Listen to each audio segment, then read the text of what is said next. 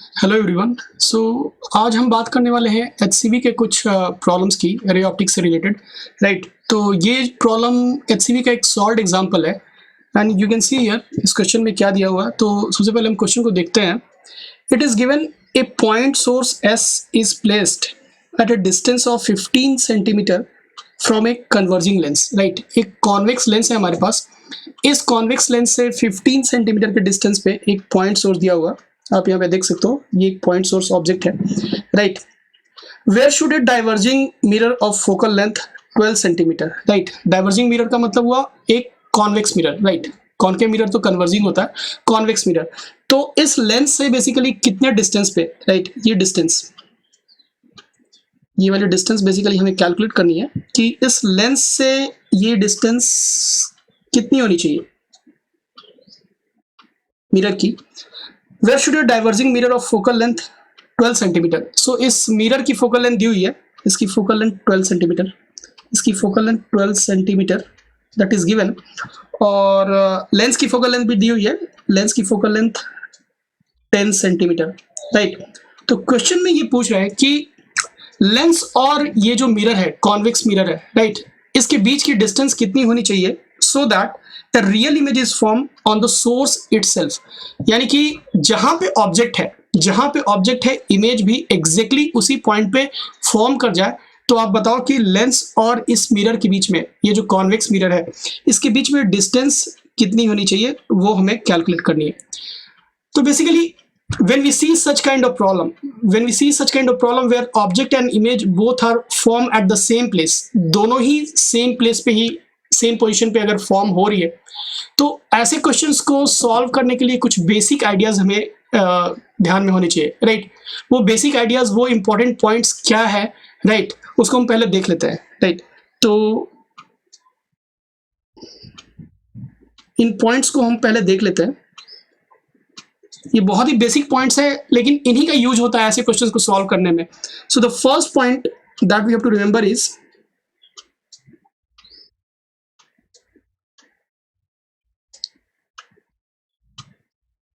when a ray strikes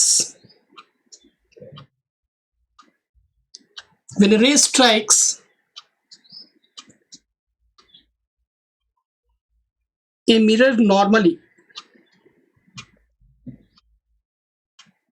right, जब कोई ray किसी मिरर को नॉर्मली स्ट्राइक करता, it retraces its path,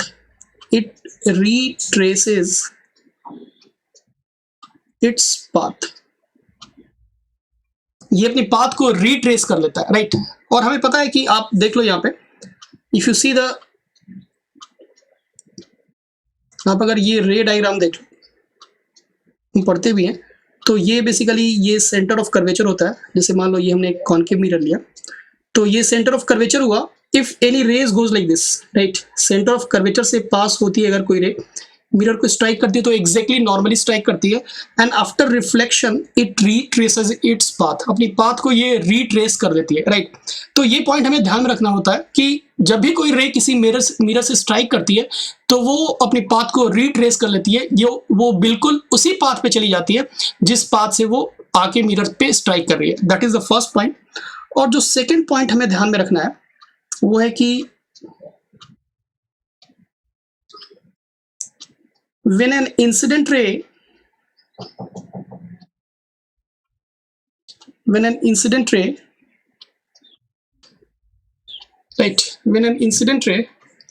strikes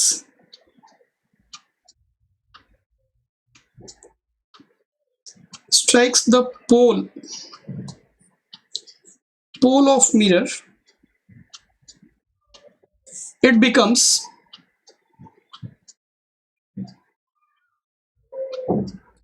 symmetrical.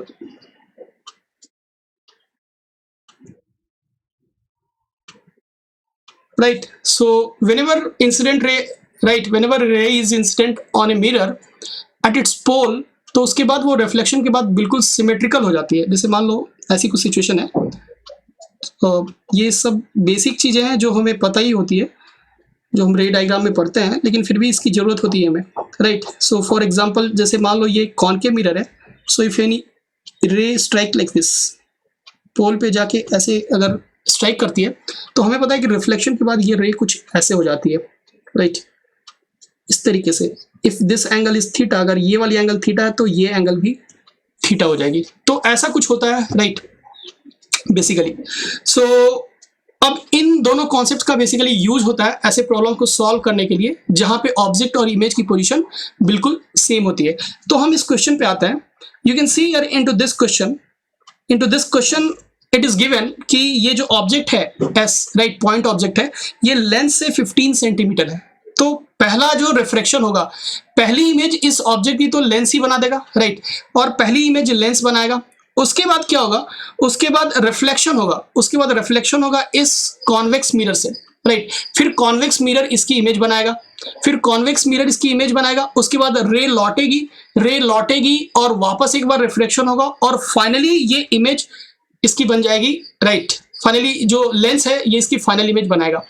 तो एक्चुअली यहाँ पे होगा क्या, दो पॉसिबिलिटीज है। अगर ऑब्जेक्ट और इमेज को सेम पोजीशन पे इमेज बनाना है, अगर ऑब्जेक्ट और इमेज की पोजीशन एग्जैक्टली सेम होनी चाहिए, तो ऐसा कुछ हो सकता है कि जैसे मान लो यहां से रे निकल रही है, राइट। पहली पॉसिबिलिटी हम देख रहे हैं कि जैसे आप देख लो, मैं दूसरी डायग्राम को ड्रॉ करता हूं।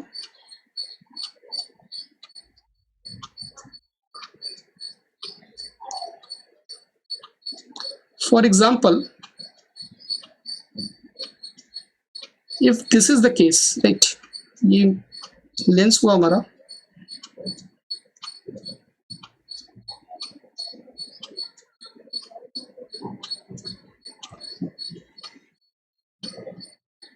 और ये ऑब्जेक्ट कुछ यहाँ पे है 15 सेंटीमीटर, राइट। तो पहली रे जो कुछ इस तरीके से जाएगी, यहाँ से जाने के बाद ऑब्जेक्ट और इमेज को एग्जैक्टली सेम पोजीशन पे होना है। तो केस 1 हम ले सकते हैं। केस 1 ऐसा कुछ हो सकता है कि यहां से जो रिफ्लेक्शन के बाद ये जो लेंस इसकी इमेज बनाएगा, जैसे मान लो कुछ ऐसा हो रहा होगा,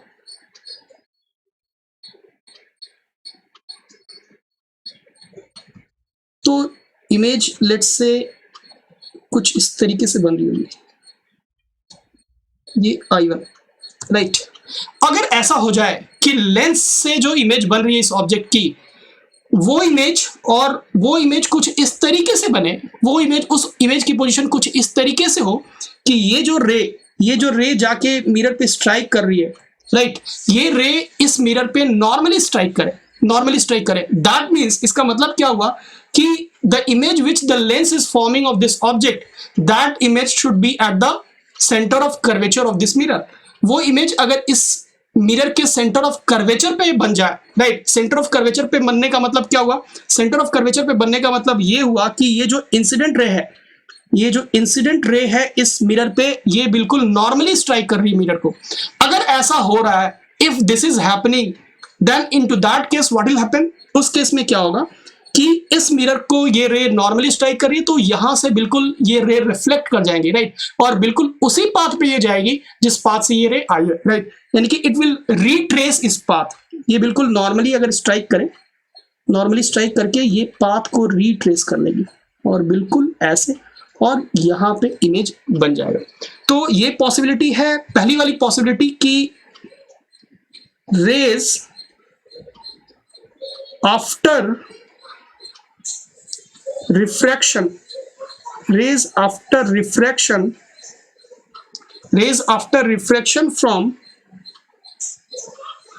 from lens strikes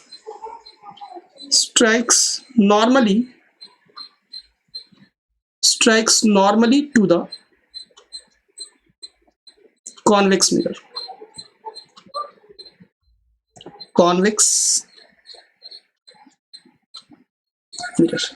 correct no. और ये दी हुई है फोकल लेंथ इसकी 12 सेंटीमीटर और लेंस की फोकल लेंथ दी हुई है 10 सेंटीमीटर।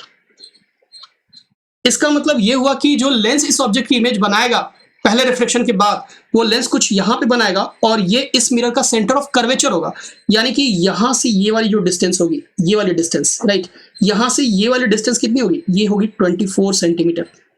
24 सेंटीमीटर, क्योंकि ये वाली जो पॉइंट होगी, ये वाली point, this point will be centre of curvature, centre of curvature, centre of curvature of mirror, इस मिरर की सेंटर ऑफ कर्वेचर होगी, राइट। तो हम अब कैलकुलेशन करते हैं, राइट। तो सबसे पहले फॉर लेंस, फॉर लेंस, तो लेंस के कॉरस्पॉन्डिंग हम कैलकुलेशन करते हैं। So that is 1 by focal length of lens, 1 by f is equal to 1 by v minus 1 by u, right. यानी कि 1 by f, 1 by f, f की value दी हुई है, the value of f is given 10 centimeter. So 1 by 10, 1 by 10 is equal to 1 by v. V is how much? This distance is x. This is what we have to calculate, right? So 1 by f is equal to 1 by v. We have to calculate minus 1 by u. U is minus 15. U is minus 15. So this is minus 15. So this becomes 1 by v plus 1 by 15. तो ये आपका हो गया कुछ, this is equal to 1 by 10, 1 by 10. So 1 by v, 1 by v we can write as 1 by 10, 1 by 10 minus 1 by 15, right? So here LCM will be 30, right? So 3 minus 2, 3 minus 2, so that will come out to be 1 by 30, 1 by 30, यानी कि जो v की value आ गई, v की value आ गई, वो आ गई plus 30 centimetre, plus 30 centimetre. यानी कि लेंस जो इमेज बना रहा है वो 30 पे बना रहा है, 30 सेंटीमीटर पे बना रहा है।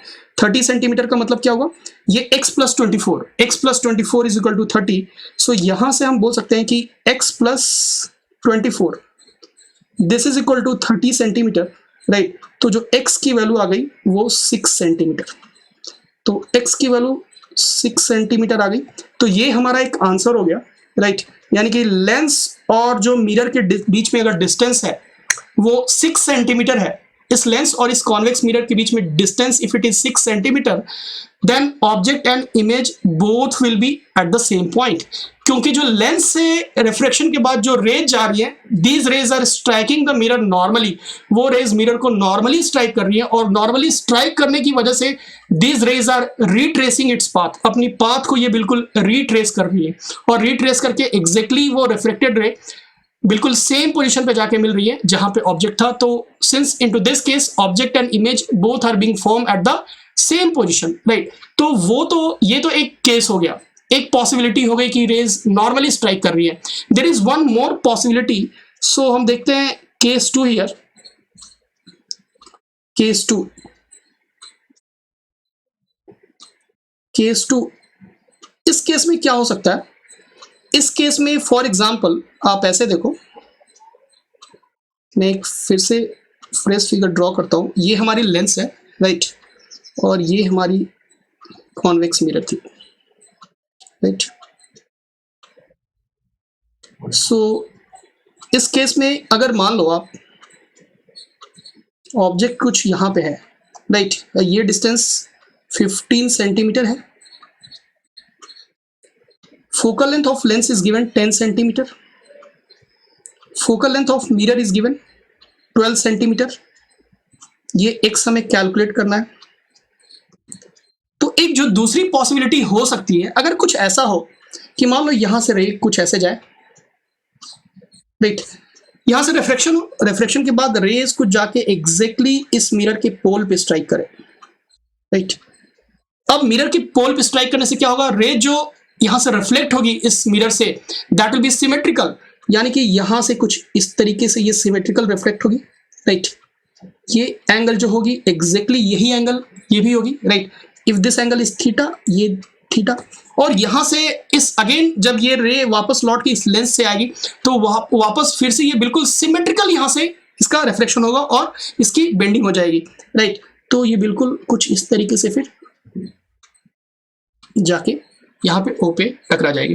तो आप देख सकते हो यहाँ से, और यहाँ से ये वाली जो रह जाएगी कुछ इस तरीके से, वो भी बिल्कुल ऐसे आएगी और ऐसे आएगी। तो यहाँ पे जो रिफ्लेक्टेड रेज फाइनली लेंस और मिरर से रिफ्लेक्शन और रिफ्लेक्शन के बाद वापस जो रेज आ रही है they are again meeting at the point O, और इस केस में भी जो फाइनल इमेज बन जाएगा वो ऑब्जेक्ट पे ही बन जाएगा, यानी कि ऑब्जेक्ट और इमेज बोथ विल कोइंसाइड। सो ये हमारा दूसरा केस हुआ जब लेंस से जो रिफ्लेक्शन के बाद जो रेज जा रही है वो मिरर के पोल पे जाके स्ट्राइक कर रही है, तो वो बिल्कुल वहां से सिमेट्रिकल रिफ्लेक्ट हो रही है। So that is the second possibility. So for this case we can do the calculation, right. So यहां से हम कैलकुलेट कर लेते हैं इस केस के लिए 1/f is equal to 1/v minus 1/u, right. इसका मतलब क्या हुआ, जो लेंस जो इमेज बना रहा है वो एग्जैक्टली पोल पे बनाना चाहिए, it should be at the pole of the mirror, right. So 1 focal length of the lens, और लेंस की फोकल लेंथ है 10, so 1/10 is equal to 1/v, v की वैल्यू कितनी है, x है, 1/x minus 1/u, u is how much, u is -15, यानी कि 1/10 is equal to 1/x plus 1/15, right? So we can say here 1/x is equal to 1/10 minus 1/15. So that is equal to, so this becomes equal to, LCM is 30 centimeter, 30, so 3 minus 2, that is 1/30. So the value of x की जो value आ गई वो आ गई +30 centimetre, यानी कि ये भी possibility है, राइट। अगर लेंस और इस कॉन्वेक्स मिरर के बीच की डिस्टेंस अगर 30 सेंटीमीटर हो जाए तो भी ऑब्जेक्ट और इमेज कोइंसाइड करते हैं। तो बेसिकली x की दो वैल्यूज पॉसिबल है। एक तो x की वैल्यू पॉसिबल है which is just now we calculated which is 6 centimeter, और जो दूसरी वैल्यू पॉसिबल है 30 सेंटीमीटर। x सेंटीमीटर वाले केस में क्या हो रहा है कि इस लेंस से इमेज जो बन रही है वो एग्जैक्टली इस मिरर के सेंटर ऑफ कर्वेचर पे बन रही है, and it is striking the mirror normally, और नॉर्मली स्ट्राइक करने की वजह से ये रे रिट्रेस हो जा रही है। That is first possibility. And the second possibility is this lens is forming the image at the pole of this mirror, right. उससे क्या हो रहा है, रे सिमेट्रिकली आ रही है और ऑब्जेक्ट और इमेज एग्जैक्टली सेम पोजिशन पे ही बन रही है। So whenever you find such kind of problem where object and image both are coinciding, you should look at these 2 points, right? The first point, the rays should be striking normally, and the second point, the rays should be striking at the pole of the mirror, so that thus symmetrically the rays will be coming back.